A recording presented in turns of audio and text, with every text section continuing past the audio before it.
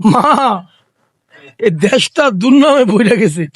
অনেকে বলে আমরা মানুষের নেগেটিভ অবস্থায় এগুলা বলি। তোমার শরীরটা ভালো,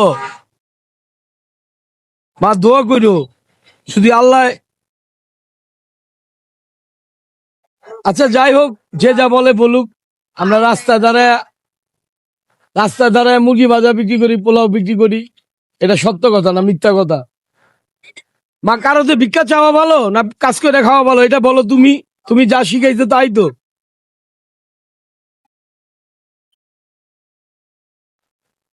আচ্ছা মা, দোয়া করো, আমি এক জায়গায় বড় জায়গা পাইছি, ঈদের পর চলে যাবো, দোয়া করো মা।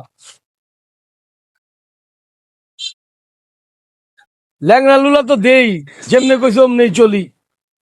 ল্যাংড়া লুলা যা আছে আল্লাহ যা দিকে যা রাখছে দেই।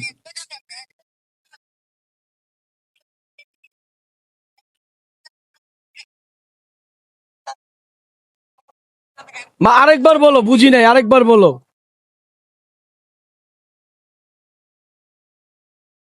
হ্যাঁ,